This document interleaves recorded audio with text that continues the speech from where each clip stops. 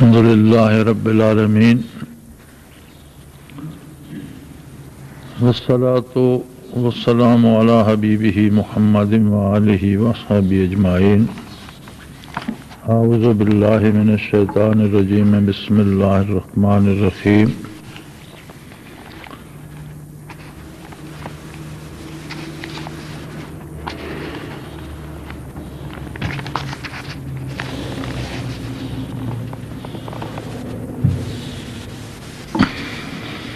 ان الذين آمنوا وهاجروا وجاهدوا في سبيل الله بأموالهم وأنفسهم أعظم درجة عند الله وأولئك هم الفائزون۔ يبشرهم ربهم برحمة منه ورضوان وجنات لهم فيها نعيم مقيم خالدين فيها أبدا إن الله عنده أجر عظيم۔ یا ایھا الذین آمنوا لا تتخذوا آباءکم وإخوانکم اولیاء ان استحبوا الکفر علی الایمان ومن یتولہم منکم فاولئک هم الظالمون۔ اللہم سبحانک لا علم لنا الا ما علمتنا انک انت العلیم الحکیم۔ مولا یا صلی وسلم دائما ابدا علی حبیبک من زانت بہ الاسر۔ کائنات اللہ جل شانہ کے دست قدرت میں ہے اور ملک اس کے ہیں، جسے چاہتا ہے عطا کرتا ہے، جس سے چاہتا ہے چھین لیتا ہے، کسی کو عزت دے یا ذلت اس کا اپنا ایک قانون اور ایک انداز ہے۔ ہم سب اس بات پہ بڑے رنجیدہ بھی ہیں، فریاد کناں بھی ہیں، دعا بھی کرتے ہیں کہ اللہ کریم مسلمانوں کی حالت زار پہ رحم فرمائے اور کفر بھوکے بھیڑیے کی طرح روئے زمین پر مسلمانوں پر ہر جگہ ٹوٹ پڑا ہے، لیکن ہماری دعائیں، ہمارا درد، ہمارا دکھ، ہمارے ارادے برابر کیوں نہیں ہوتے؟ ہم نے کبھی یہ سوچنے کا تکلف کیا ہے کہ اتنی مخلوق خدا روئے زمین پر گڑ گڑا کر رو رو کر مسلمانوں کے حالت زار کے لیے اللہ کریم سے مدد کی اپیل کرتی ہے، یہ ساری دعائیں آخر کہاں جاتی ہیں؟ بے شک دنیا عالم اسباب ہے اور ہر کام کے لیے کوئی نہ کوئی سبب ضرور ہے، لیکن یہ بھی درست ہے کہ تمام اسباب میں دعا سب سے بڑا سبب بن جاتی ہے۔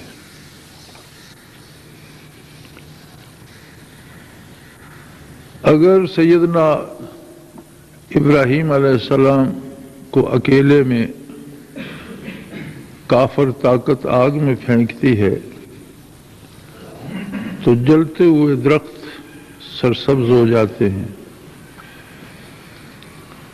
آگ بجائے جلانے کے آرام دہ فضا میں اور باغ میں تبدیل ہو جاتی ہے۔ تو وہاں تو ان کے علاوہ کوئی دعا کرنے والا بھی نہیں تھا، جتنے لوگ جمع تھے وہ تو تماشا دیکھنے والے تھے، جلانے کے لیے جمع تھے۔ تو ایسا کیوں ہوا؟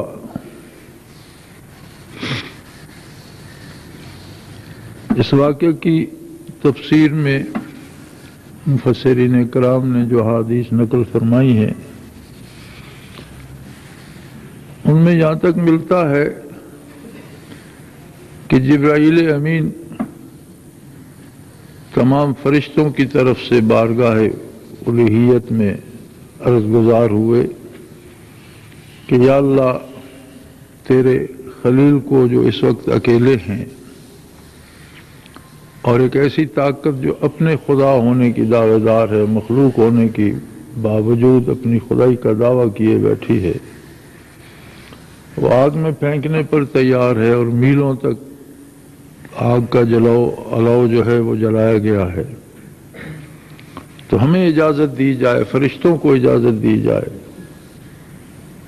کہ ہم ان کی مدد کو حاضر ہوں اور انہیں اس سے بچائیں۔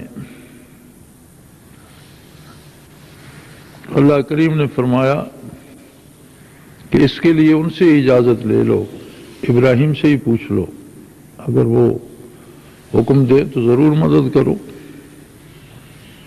تو ان کی خدمت میں حاضر ہوئے اور ساری بات عرض گزاری تو انہوں نے فرمایا کہ جبرائیل امین کیا رب کریم خود دیکھ رہا ہے؟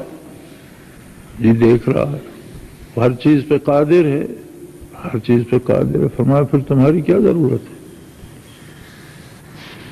آگ بھی اس کی مخلوق ہے، میں بھی اس کا بندہ ہوں، اور وہ خود سب کچھ دیکھ رہا ہے، پھر کسی تیسرے کی مداخلت کی کیا ضرورت ہے؟ یہ سبب تھا کہ وہ کلی طور پر متوجہ اللہ تھے، جینا مرنا نفع نقصان سب کچھ اللہ کے سپرد تھا۔ آگ بھی گلزار ہوگی۔ آج ہم دعائیں تو کرتے ہیں، لیکن دنیا میں مسلمانوں کی 56 ریاستوں میں کہیں اسلام کا عمل دخل نہیں ہے۔ قرآن کریم پڑھا جاتا ہے لیکن اس پر عمل مفقود ہے۔ نمازیں ادا ہوتی ہیں لیکن وہ اپنا اثر پیدا نہیں کرتی۔ قرآن کریم نے نماز کے بارے ارشاد فرمایا ان الصلاۃ تنہی عن الفحشاء والمنکر، اللہ کی عبادت بے حیائی سے اور برائی سے روک دیتی ہے۔ آج ہم دیکھتے ہیں کہ مساجد بھر جاتی ہیں، بے شمار لوگ نماز ادا کرتے ہیں، لیکن کیا ہماری نمازیں ہمارے کردار کی اصلاح کر رہی ہیں؟ کیا ہم عبادت کرنے کے بعد بے حیائی اور برائی سے باز آ جاتے ہیں؟ یعنی جو فوری نتیجہ حاصل ہونا چاہیے تھا، دعا تو ایک پھل ہے، درخت کا تنا پہلے ہوتا ہے، پھر اس کی شاخیں اور اس کے ڈال ہوتے ہیں، پھر اس کے ساتھ چھوٹی شاخیں ہوتی ہیں، ان پہ پتے لگتے ہیں، پھول آتے ہیں، اس کے بعد پھل لگتا ہے۔ تو دعا جو ہے یہ تو عبادات کا پھل ہے، جیسے حدیث شریف میں ارشاد فرمایا گیا کہ دعا مخ العبادہ، عبادت کا حاصل ہے دعا، مغز ہے۔ تو پھل تو بہت بعد میں آتا ہے، پہلے تنا درخت کا بنتا ہے، اس کے ساتھ ڈال بنتے ہیں، اس کے ساتھ شاخیں بنتی ہیں، پھر پتے اور پھر پھول آتے ہیں۔ تو پہلا جو اثر ہے کہ جو بندہ سر بسجود ہو، وہ مسجد سے باہر جائے تو وہ بندہ بدلا ہوا ہو کہ مسجد میں آنے سے پہلے کچھ اور تھا، مسجد سے نکلا تو کوئی اور آدمی ہے، اس سے پہلے سے بہتر ہے، بات سچی کرتا ہے، اس کا کردار اجلا ہو گیا ہے، وہ شفاف ہو گیا ہے۔ نبی کریم صلی اللہ علیہ وسلم نے جو مثال دی 5 نمازوں کی، تو فرمایا کہ ان کی مثال ایسے ہے جیسے کسی کے گھر کے سامنے کوئی نہر ہو اور وہ دن میں 5 مرتبہ اس نہر میں غسل کرے، تو کیا اس کے جسم پر کہیں کوئی میل کا اثر رہ جائے گا؟ اس کے یا رسول اللہ نہیں فرمایا. اسی طرح 5 وقت کی عبادت جو ہے وہ باطن کو اجلا کر دیتی ہے، صاف کر دیتی ہے، شفاف کر دیتی ہے.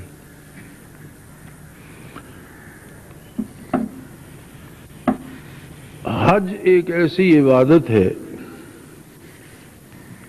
کہ جو ان لوگوں پر جو صاحب حیثیت ہوں، آنے جانے کے وسائل جن کے پاس ہوں، ان پر بھی زندگی میں ایک مرتبہ فرض ہے. علاج معالجے کے پہلو میں ایک دوائی ہوتی ہے جسے زندگی بچانے کی دوا کا نام دیا جاتا ہے، لائف سیونگ ڈرگ. یعنی آخری علاج ہوتا ہے کہ وہ بندے کو صحت کی طرف لا سکے. اگر وہ بھی ناکام ہو جائے تو وہ بندہ لا علاج ہو جاتا ہے. وہ آخری دوا ہوتی ہے، کسی بھی مرض کی ایک آخری دوا ہوتی ہے جسے زندگی بچانے کی دوا کہتے ہیں، لائف سیونگ ڈرگ کہتے ہیں. حج اللہ کریم نے وہ آخری دوا رکھی ہے کہ ایک دفعہ جس کو نصیب ہو جائے اسے دوبارہ حج کی ضرورت باقی نہیں رہتی.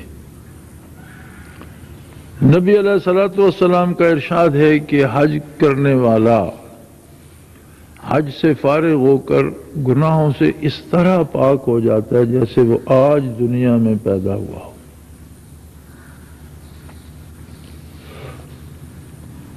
اور توبہ کی قبولیت اور گناہوں سے پاک ہونے کا اندازہ زندگی میں کیسے لگایا جا سکتا ہے؟ بڑا آسان سا میزان ہے کہ اللہ کریم جس کی توبہ قبول فرما لیتے ہیں یا جس کے گناہ معاف کر دیتے ہیں اسے گناہوں سے نفرت ہو جاتی ہے اور نیکی سے رغبت ہو جاتی ہے. اس کی زندگی بدل جاتی ہے، وہ بھلائی کی طرف چل پڑتا ہے اور برائی سے اجتناب کرتا ہے. اور اگر خدا نخواستہ بتقاضائے بشری کہیں کوئی غلطی ہو جائے تو اس پہ پیروں روتا ہے، پھر توبہ کرتا ہے اللہ کے حضور. فرشتہ تو نہیں بنتا، انسان رہتا ہے، لیکن اس میں نیکی کی محبت غالب آ جاتی ہے اور برائی سے نفرت پیدا ہو جاتی ہے. یوں کہنے کو تو غالباً 45 لاکھ تعداد بتائی گئی حاجیوں کی، نصف کروڑ بنتا ہے. لیکن کیا ہمارے پاس کوئی مثال ہے کہ کتنے لوگ حج سے واپس آ کر بدل گئے، مختلف انسان بن گئے؟ نبی علیہ الصلوۃ والسلام سے غصے کا علاج دریافت کیا گیا تو آپ نے فرمایا کسی بات پہ سخت غصہ آئے تو وضو کر لیا کرو. یعنی صرف وضو کرنے سے طبیعت میں سکون اور ٹھہراؤ آ جائے گا اور جو ایک حیوانیت اس پہ غالب آ رہی ہے وہ دور ہو جائے گی. یہاں ہمارا عالم یہ ہے کہ ہم نمازیں ادا کرتے ہیں لیکن ہمارے کردار پہ کوئی فرق نہیں پڑتا. ہم حج کرتے ہیں، ہمارے کردار پہ کوئی فرق نہیں پڑتا. اور ہم عملی زندگی میں مسلمانوں کی عملی زندگی اس وقت یہ ثابت کر رہی ہے کہ شاید خدا نخواستہ اسلام اس عہد میں قابل عمل ہی نہیں. اور یہ دلیل کفار دیتے ہیں کہ اگر قابل عمل ہے تو مسلمان اپناتے کیوں نہیں؟ کہ دنیا میں اتنی مسلمان حکومتیں ہیں اور اسلام کسی بھی جگہ کسی بھی ملک کا قانون یا ضابطہ نہیں ہے.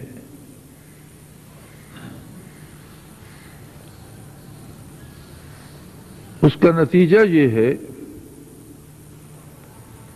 کہ جب ہم نے عملی زندگی میں، اپنے سیاسیات میں، اپنی عدلیہ میں، اپنی معاشیات میں، اپنی اقدار میں، اخلاقیات میں کفر کی گود میں پناہ لی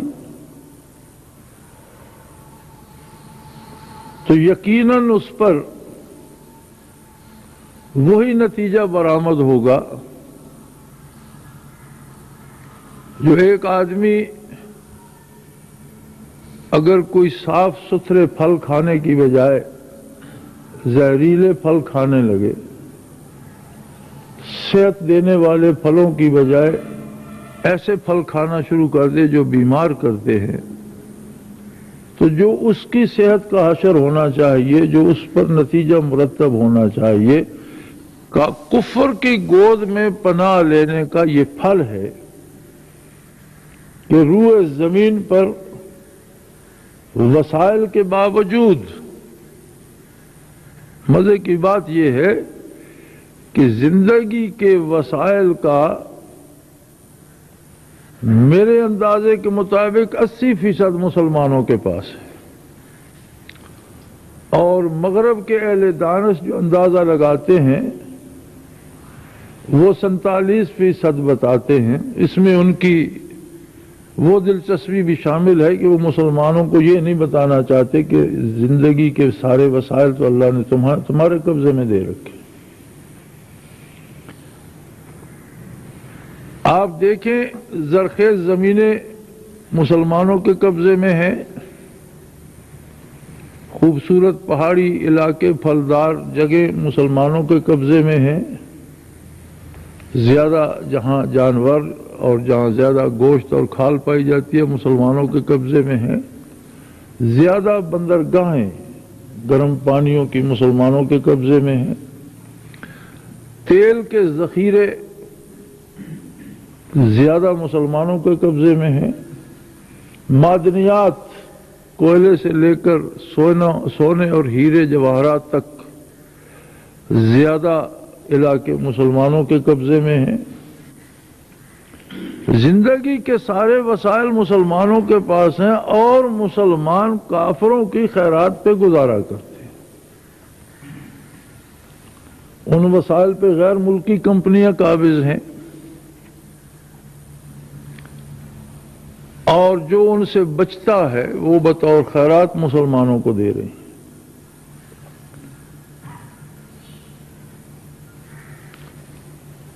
ان اللہ لا یغیر ما بقوم حتی یغیروا ما بانفسہم۔ قانون فطرت ہے کہ جب تک کوئی اپنے آپ میں تبدیلی نہیں لاتی، کوئی قوم اپنے آپ کو تبدیل نہیں کرتی، اللہ کریم اس کے حالات تبدیل نہیں فرماتے۔ اب یہ کیسے ممکن ہے کہ عملاً ہم کفر کا ساتھ دیں اور دعویٰ مسلمانی کا کریں تو نتیجہ دعوے پر برآمد نہیں ہوگا، عمل پر برآمد ہوگا۔ ایک آدمی زہر کھاتا ہے اور لمبی زندگی کی دعا کرتا ہے تو اسے نصیب تو موت ہوگی، چونکہ اس کا عمل اسے موت کی طرف لے جا رہا ہے، وہ زہر کھا رہا ہے، وہ نتیجہ اس کے اس عمل پر مرتب ہوگا، اس کی بات پر مرتب نہیں ہوگا کہ زہر کھانے سے زندگی لمبی ہو جائے۔ فطرت کے اپنے قوانین ہیں اور ہماری باتوں سے وہ بدلے نہیں جا سکتے۔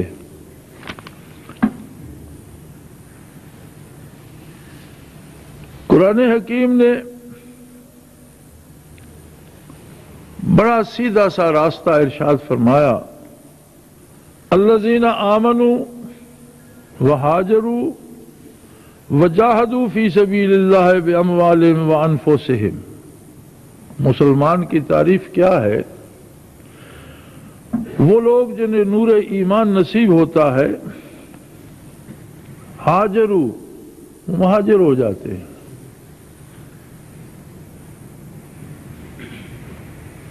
اگرچہ ہجرت سے مراد نقل وطن ہے جو صحابہ کبار نے مکہ مکرمہ سے فرمائی، لیکن ہجرت سے مراد صرف زمینی ہجرت نہیں ہے، کردار کی ہجرت بھی ہے۔ کہ پہلے وہ جس جگہ کھڑا تھا، پہلے وہ جو اس کا کردار تھا، پہلے جس طرح اس کا عمل تھا، پہلے جس طرح اس کی سوچ تھی، وہ بدل جاتی ہے، وہ اس سے نکل جاتا ہے، اور پھر اس کی ساری کوشش اول و آخر اللہ کی راہ کے لیے ہوتی ہے۔ جاہدوا فی سبیل اللہ، اس کا ہر عمل جہاد بن جاتا ہے اللہ کی راہ میں، کہ وہ اللہ کی زمین پر اللہ کے قانون کے لیے سرگرم عمل ہو جاتا ہے، اللہ کی زمین پر اللہ کی مخلوق کے لیے انصاف کا طالب ہوتا ہے، اور اپنے مال سے اور اپنی جان سے بھرپور کوشش کرتا ہے کہ زمین پر امن ہو، عدل ہو، انصاف ہو، اور اللہ کا بنایا ہوا قانون ہی انصاف مہیا کر سکتا ہے۔ یاد رکھیں، اگر دو ضابطے الگ الگ بنائے جائیں اور یہ کہا جائے کہ یہ دونوں انصاف دیتے ہیں، تو کوئی بھی صاحب عقل اس بات کو قبول نہیں کرے گا کہ جب دو طریقے الگ ہیں، ضابطے الگ ہیں، ان کی بنیاد الگ ہے، ان کے نتائج الگ ہے، طریقہ کار الگ ہے، تو دونوں انصاف کس طرح دے سکتے ہیں؟ دو میں سے ایک انصاف دینے والا ہوگا اور دوسرا غلط ہوگا۔ اب جب کہ اللہ نے ہمیں نور ایمان بخشا ہے، تو اپنے معاملات میں ہم اسلام کو نہیں لاتے اور کفر کی تقلید میں کافروں کے بنائے ہوئے ضابطے لاتے ہیں، زبان سے نہ صحیح، کیا ہمارے عمل سے اسلام کا انکار نہیں ٹپک رہا؟ یہ کیسے مسلمان ہیں ہم کہ جو سجدے بھی کرتے ہیں، تلاوت بھی کرتے ہیں، روزے بھی رکھتے ہیں، حج بھی کرتے ہیں، زکوٰۃ بھی دیتے ہیں، لیکن معیشت کافرانہ ہے، سیاست غیر اسلامی ہے، عدلیہ کے قوانین جزا و سزا غیر اسلامی ہے، شہادت کا قانون غیر اسلامی ہے، زندگی کا کوئی بھی ضابطہ اسلام کے مطابق نہیں ہے، تو کیا ہم نے صرف اسلام کو محض چند عبادات کا مجموعہ سمجھ لیا ہے؟ حالانکہ عبادت کی حیثیت اسلام میں صرف اتنی ہے کہ وہ بندے میں استعداد پیدا کرتی ہے دین پر عمل کرنے کی۔ جیسے میں عرض کر چکا ہوں کہ ان الصلاۃ تنہی عن الفحشاء والمنکر، ایک ایسا جذبہ پیدا کرتی ہے کہ بندہ برائی سے اور بے حیائی سے باز آ جاتا ہے اور نیکی پر عمل پیرا ہوتا ہے۔ یعنی عبادت باطن کو صاف کرتی ہے، دل کو صاف کرتی ہے، ضمیر کو صاف کرتی ہے، اور انسان جو دن میں 5 مرتبہ اللہ اکبر کہہ کر دنیا سے اپنے آپ کو منقطع کر کے اللہ کے حضور کھڑے ہو کر اپنی گزارشات پیش کرتا ہے، رکوع و سجود کرتا ہے، اور عہد کرتا ہے ایاک نعبد و ایاک نستعین، کہ ہم سب صرف تیری ہی عبادت کرتے ہیں اور صرف تجھ سے مدد کے طلبگار ہیں، یہ سارے وعدے صرف جائے نماز تک رہ جاتے ہیں، اور جب جائے نماز سے اترتا ہے تو وہ بندہ وہ ساری بات بھول چکا ہوتا ہے۔ اگر اللہ کے اس وعدے پر بندہ قائم رہے اور اپنا جو وعدہ اس نے رب العالمین سے قائم کیا ہے اس پر رہے، تو فرمایا اعظم درجۃ عند اللہ واولئک هم الفائزون، ایسے لوگوں کا اللہ کے نزدیک بہت بڑا مقام بھی ہے، اور اولئک هم الفائزون، ایسے ہی لوگ فاتح بھی ہیں، مراد کو پانے والے بھی ہیں، کامیاب ہونے والے بھی یہی لوگ ہیں۔ نہ صرف دنیا میں کامیاب بلکہ یبشرہم ربہم برحمت منہ ورضوان وجنات لہم فیہا نعیم مقیم خالدین فیہا ابدا ان اللہ عندہ اجر عظیم۔ فرمایا نہ صرف دنیا میں کامیاب بلکہ اللہ انہیں بشارت دیتے ہیں کہ وہ اللہ کی رحمت کے مستحق ہوں گے اور اس کی رضا کے مستحق ہوں گے، اور اللہ کی جنت ان کے لیے ہوگی جس میں بے حساب نعمتیں ہیں، اور اس میں وہ ہمیشہ ہمیشہ رہیں گے۔ اور اس کے علاوہ اس سے بھی بڑے انعام اللہ کے پاس موجود ہیں۔ لیکن فرمایا ایک بات یاد رکھو، یا ایھا الذین آمنوا لا تتخذوا آباءکم واخوانکم اولیاء ان استحبوا الکفر علی الایمان۔ اے ایمان والو، اگر تمہارے باپ یا تمہارے بھائی بھی ایمان پر کفر سے محبت رکھتے ہوں ایمان کے مقابلے میں، تو ان سے کوئی تعلق نہ رکھو۔ دنیا میں سب سے پہلا رشتہ باپ کا ہوتا ہے کہ جب کوئی ہوش سنبھالتا ہے تو وہ سمجھتا ہے کہ روئے زمین پر بہترین انسان میرا باپ ہے، اور سب سے زیادہ اسی سے محبت کی امید رکھتا ہے۔ اور اس کے بعد دوسرا رشتہ بھائی کا ہوتا ہے جس پہ بندہ سب سے بڑا اعتماد کرتا ہے، باقی سارے رشتے اس کے بعد آتے ہیں۔ تو ان دونوں کو بنیاد بنایا کہ اگر سگا باپ بھی ہو، سگا بھائی بھی ہو، لیکن ان استحب الکفر علی الایمان، اگر وہ ایمان پر کفر کو ترجیح دے، تم اس کے ساتھ دوستی نہ رکھو۔ وَمَن يَتَوَلَّهُم مِّنكُمْ فَأُولَٰئِكَ هُمُ الظَّالِمُونَ، اور تم میں سے جو ایسوں کے ساتھ دوستی رکھے گا اللہ کے نزدیک وہ ظلم کرنے والا ہوگا۔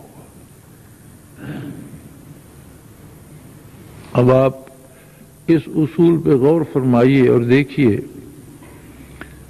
کہ قرآن حکیم نے کتنی شدت سے کافر کی دوستی پہ جب علماء حق بحث کرتے ہیں تو وہ فرماتے ہیں اس کا یہ مطلب نہیں ہے کہ دنیا بھر کے کافروں سے ہم لڑائی مول لے لیں، مقصد یہ ہے کافر سے خرید و فروخت جائز ہے، کافر سے اس حد تک میل ملاقات جائز ہے جس حد تک وہ اسلام پر عمل کو متاثر نہ کرے۔ سادہ سا اصول ہے کہ ایسی دوستی کسی بھی کافر کے ساتھ جو اسلام پر عمل کرنے کو متاثر کرے وہ حرام ہے، اور اس حد تک دوستی بحیثیت انسان جہاں اسلامی قواعد و ضوابط متاثر نہ ہوتے ہوں وہ درست ہے۔ اگر کافر بھی بیمار ہے اس کا علاج کریں، وہ بھوکا پیاسا ہے اس کی مدد کریں، ضرورت مند ہے مدد کریں، انصاف کا خواستگار ہے اسے انصاف ملنا چاہیے، لیکن یہ نہیں ہو سکتا کہ کافر سے اتنا تعلق ہو کہ اس کے اصول اسلامی اصولوں کو مٹا دیں اور اس کے اصول اپنا کر ہم زندگی گزارنا شروع کر دیں۔ اگر ایسا کرو گے تو ایسا کرنے والے اللہ کے نزدیک ظالم ہوں۔ انفرادی طور پر تو اللہ کے شاید بے شمار بندے ہوں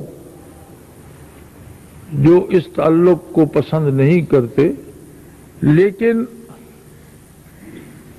قومی سطح پر، سیاسی سطح پر، سرکاری سطح پر کوئی ایک حکومت نمونے کے طور پر بتائی جا سکتی ہے جس نے کافرانہ معیشت اختیار نہ کی ہو، جس کا نظام سودی نہ ہو پورے عالم اسلام میں۔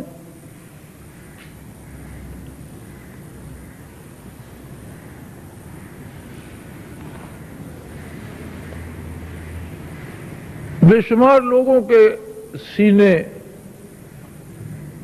درد سے بھر گئے ہیں، بے شمار دل دکھ سے تڑپ رہے ہیں، اور بے شمار لبوں پہ دعائیں ہیں اور بے شمار ہاتھ اٹھے ہوئے ہیں۔ لیکن ہمیں یہ بھولنا نہیں چاہیے کہ دعا کا بھی قرینہ ہے، طریقہ ہے، سلیقہ ہے،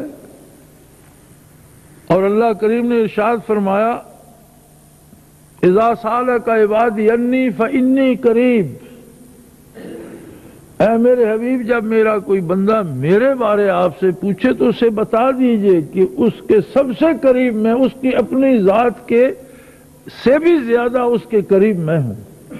وہ اپنے قریب خود بھی اتنا نہیں جتنا میں اس کے قریب ہوں، وہ اپنے آپ کو اس طرح نہیں جانتا جس طرح میں اس کو جانتا ہوں، جس طرح اس کے وجود کا ایک ایک ذرہ میرے دستے قدرت میں ہے، اور جس طرح میں وہاں موجود ہوں اس طرح وہ خود بھی موجود ہے۔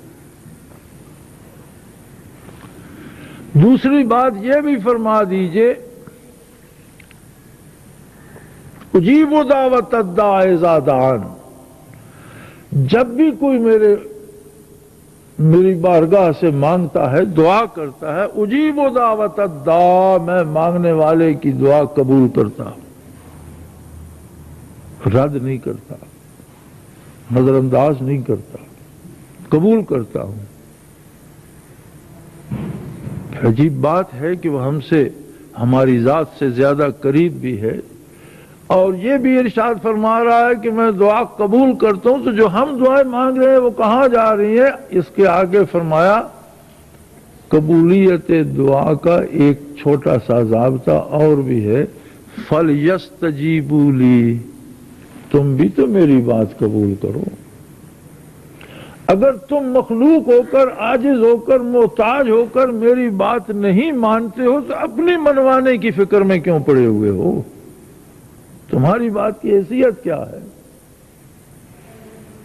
وَلْيُؤْمِنُوا بِي، مجھ پر ایمان لاؤ، میری بات، فَلْيَسْتَجِيبُوا لِي، میری بات بھی مانو۔ جو اسلام اصل میں تو طریق حیات کا نام ہے، اسلام محض عقیدے کا نام نہیں ہے، بلکہ ائمہ کرام نے، جن میں چوٹی کے ائمہ تفسیر، ائمہ حدیث، ائمہ فقہ شامل ہیں، یہ فرمایا ہے کہ عمل ہی ایمان ہے۔ اور امام بخاری رحمۃ اللہ تعالی علیہ تو اس پہ پورے زور سے اصرار کرتے ہیں کہ ایمان دعوے کا نام نہیں ہے، ایمان عمل کا نام ہے۔ امام ابو حنیفہ رحمۃ اللہ تعالی علیہ فرماتے ہیں کہ کسی کا یہ کہنا کہ میں ایمان قبول کرتا ہوں، آخر یہ بھی تو ایک عمل ہے، اسے مومن مانا جائے۔ لیکن اس بات سے وہ بھی انکار نہیں فرماتے کہ ایمان عمل کا نام ہے، وہ فرماتے ہیں کہ جو دعویٰ کرتا ہے کہ میں ایمان لایا تو یہ دعویٰ بھی ایک عمل ہے، لیکن ہر دعویٰ اپنے گواہوں کے ساتھ سچا یا جھوٹا ثابت ہوتا ہے۔ اگر اس کے گواہ جھوٹے ہوں تو دعویٰ ثابت نہیں ہوتا۔ دعویٰ ہے کہ میں ایمان لایا ہوں، اب گواہ ہے کہ جو چیز اللہ نے حرام کی میں اسے حرام سمجھتا ہوں، جو چیز اللہ نے حلال کی میں اسے حلال مانتا ہوں، حلال کھاتا ہوں، حرام سے اجتناب کرتا ہوں، جو قانون اللہ نے بتایا ہے اس پر عمل کرتا ہوں، اور جو اللہ نے جہاں سے روک دیا ہے وہاں سے رک جا۔ یہ ہمارا کردار اس دعوے کا گواہ ہے۔ ہم بحیثیت قوم، حکمرانوں سے لے کر عام آدمی تک اپنے گواہوں کو دیکھیں، کیا ہمارے گواہ بھی ہمارے دعوے کی تائید کرتے ہیں؟ اور اگر سارے گواہ ہی تائید نہیں کرتے تو اس دعوے کی حیثیت کیا رہ جائے؟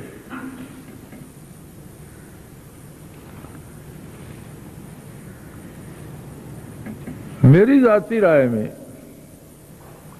یہ سمجھتا ہوں کہ ہمارے نعرے، ہماری ریلیاں، ہمارے جلسے تباہ حال مسلمانوں کی اتنی مدد نہیں کر سکتے جتنی ہم توبہ کر لیں تو شاید ان کی زیادہ مدد ہو جائے۔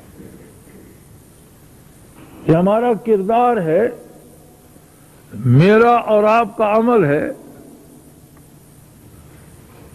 انفرادی سطح سے لے کر قومی سطح تک جو ہمارا کردار قرآن کے اور سنت کے خلاف ہے، یہ وہ کردار ہے جس پر پھل لگ رہا ہے، جس میں بے شمار معصوم جانیں ضائع ہو رہی ہیں، بے شمار عزتیں لٹ رہی ہیں، بے شمار خواتین، بچے، بوڑھے، بے شمار جوان لقمہ اجل بن رہے ہیں، میری ذاتی رائے میں یہ سمجھتا ہوں کہ ہمیں سب سے پہلے ہم سب کو پورے خلوص سے توبہ کرنی چاہیے کہ اللہ جو غلطیاں ہم سے ہوئی ہیں، جو قصور ہم سے ہوئے ہیں، ان سے درگزر فرما، اور ہم تجھ سے عہد کرتے ہیں کہ ہم تیرے بتائے ہوئے راستے اور تیرے نبی کے بتائے ہوئے راستے پر پورے خلوص سے عمل کریں گے۔ اگر حکومتی نظام تبدیل نہیں ہوتا نہ ہو، ہم اپنی ذات کو تو تبدیل کر سکتے، ہم اپنے آپ کو تو تبدیل کریں۔ کیا پتا وہ کریم کسی ایک ایسے بندے کی پرخلوص توبہ قبول فرما کر سارے مسلمانوں پر سے آزمائش دور فرما دے۔ اور کتنے خوش نصیب ہیں وہ لوگ جو بحمداللہ پوری قوت سے کافروں کے مقابلے میں جمے ہوئے ہیں، پوری طاقت سے مقابلہ کر رہے ہیں۔ پراپوگنڈا کفر کا زیادہ ہے، لیکن عجیب بات ہے کہ آدھے کٹے ہوئے دھڑ کے ساتھ معصوم بچے جو ہسپتالوں میں پڑے ہیں، اگر ان پر بھی کوئی کیمرہ لگائے تو وہ فتح کا نشان بناتے ہیں۔ ایک جذبہ اعتماد علی اللہ کا جو عام آدمی میں ہے، ایک قوت اللہ پر بھروسے کی اور جہاد کی جو کفر کے اس دباؤ نے پیدا کر دی ہے، اللہ کرے وہ عام ہو، پورے عالم اسلام میں پھیلے اور ہر مسلمان ایک مجاہد، ایک غازی بن کر کھڑا ہو جائے۔ کفر کا یہ عفریت کہیں رکنے کا نام نہیں لے گا۔ میں بارہا عرض کر چکا ہوں، اور امریکہ کے افغانستان پر حملے کے وقت بھی میں نے عرض کیا تھا کہ خود امریکی صدر نے اعتراف کیا ہے کہ یہ جو چھوٹی سی ریاست بن گئی تھی افغانستان میں، یہ تو دنیا سے ہماری تہذیب کو ختم کر دینے والی تھی۔ انہوں نے جو تہذیب اپنائی تھی، جو ضابطے اپنائے تھے، جو قوانین اپنائے تھے، جو طرز حکومت اپنایا تھا، وہ اتنا ہمارے طرز حکومت، ہمارے قوانین، ہمارے معاشی نظام سے اس طرح متصادم تھا اور اتنا مضبوط تھا کہ اگر یہ حکومت قائم رہتی تو پھر ہماری تہذیب کے لیے روئے زمین پر خطرہ بن جاتی۔ اس کے انگریزی کے الفاظ میں نے کئی دفعہ دہرائے ہیں کہ they were going to finish our culture around the globe، کہ یہ ہمارے جو اصول ہیں، ہمارے جسے ہم تہذیب کہتے ہیں، اسے روئے زمین سے ختم کر دینے والے تھے۔ اس لیے کہ دو چیزیں، روشنی اور تاریکی، آگ اور پانی، نور اور ظلمت، اسلام اور کفر بیک وقت ایک جگہ نہیں رہ سکتے۔ یہ چھوٹی سی ریاست اللہ کے نام پر بنی تھی، جس میں خلافت کا احیاء کیا گیا، جس کے سارے ضابطے قرآن اور سنت کے مطابق تھے، جس کا لکھا ہوا قانون تھا۔ مجھے ہمارے پاکستان کے ایک سفارتکار نے بتایا کہ ہرات کے گورنر سے ملاقات کے وقت میں بیٹھا تھا تو اس کے پاس ایک آدمی آیا، اور ان کے گورنر اور ان کے حکمران یا وزراء ہماری طرح نہیں تھے، عام آدمی تھے، عام لباس میں ہوتے تھے، ہر کوئی مل سکتا۔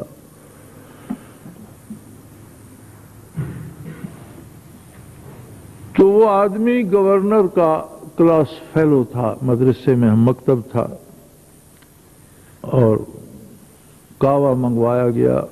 اس سے گورنر نے پوچھا کس لیے آئے ہو، تو اس نے بتایا کہ فلاں آدمی کو عدالت نے سزائے موت دی ہے اور اس کی اپیل آپ کے پاس آئی ہے، تو میں اس کے لیے حاضر ہوا ہوں کہ اس کے ساتھ اگر کچھ نرمی ہو سکے تو گورنر کا یہ معمولی بات ہے، بیٹھو قہوہ پیو۔ یہ کون سی ایسی بڑی بات ہے جس کے لیے تم میرے پاس آئے ہو؟ جب قہوہ پی چکے تو گورنر نے حکم دیا اپنے اس کو جو دفتری تھا کہ وہ فائل اس کی لے آؤ اور قرآن حکیم بھی لے آؤ۔ وہ فائل بھی لے آیا اور اللہ کی کتاب بھی لے آیا۔ تو گورنر نے کہا کہ دیکھو میرے بھائی، مجھے تم سے یہ امید نہیں ہے کہ تم مجھے اس کتاب کے خلاف کام کرنے کی رائے دو گے۔ یہ اس بندے کی فائل ہے، شہادتیں ہیں، اور یہ اللہ کی کتاب ہے۔ اس کے مطابق تم دیکھ لو اس کا فیصلہ کیا ہونا چاہیے۔ اس نے کہا جی قرآن کے مطابق تو اس کا فیصلہ پہلے سے ہو چکا ہے۔ اس نے کہا پھر مجھ سے یہ امید نہ رکھو کہ میں قرآن کے خلاف کروں، اس کے لیے تو تمہیں میرے پاس آنا نہیں چاہیے۔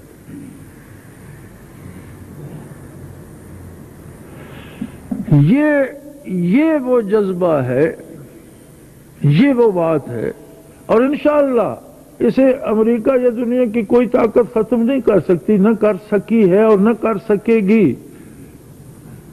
افغانستان کو فتح کے دعووں کے باوجود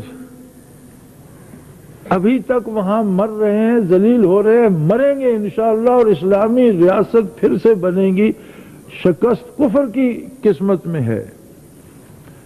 عراق میں بھی ابھی تک دعوے کر رہے ہیں، ابھی تک جنگ اپنے پورے جوش پہ شروع ہی نہیں ہوئی، چونکہ عراقیوں نے بہت خوبصورت انداز اپنایا اور انہوں نے صحرا میں یا باہر نکل کر لڑنے کی بجائے شہروں میں لڑنے کو ترجیح دی ہے، جس کی وجہ یہ ہے کہ باہر کھلی فضا میں یہ صرف بم مارتے تھے، توپ خانہ اور ٹینک استعمال کرتے تھے۔ اب شہروں کے اندر گلیوں میں ٹینک گھس نہیں سکتے، اب انہیں خود جانا پڑتا ہے جہاں، اور جس گلی میں آنکھ ڈالتے ہیں آگے سے گولی استقبال کرتی ہے اور موت استقبال کرتی ہے۔ اور 2 دن دعویٰ کرتے رہے جی بغداد ایئرپورٹ پر ہمارا قبضہ ہو گیا، اور پھر اس کی تردید کر دی کہ نہیں وہ خبر غلط تھی، خود تردید کر رہے ہیں، حالانکہ وہ ایئرپورٹ بھی شہر سے 10 میل باہر ہے۔ چھوٹے چھوٹے گاؤں جن کو یہ گھیرے میں لے چکے ہیں، کسی ایک گاؤں پر آج تک قبضہ اندر نہیں داخل ہو سکے۔ شمالی علاقے سے جو موصل کی طرف بڑھ رہے تھے، میں آپ آج کی خبریں ابھی سن کر آ رہا تھا، خود ان کے جو خبریں دینے والے ہیں وہ چلا رہے تھے کہ بہت زیادہ وہاں سے ہمیں مدافعت آ رہی ہے اور بڑی سخت مدافعت ہو رہی ہے، اور پورے قوت سے وہ ہمیں آگے سے روک رہے ہیں۔ اللہ ان کی مدد فرمائے۔ اور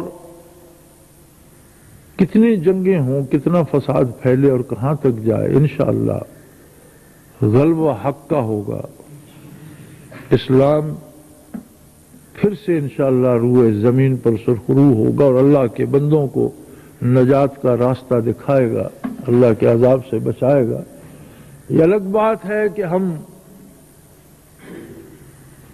اتنے اسلام کے ساتھ نہیں ہیں جتنا ہمیں ہونا چاہیے تھا۔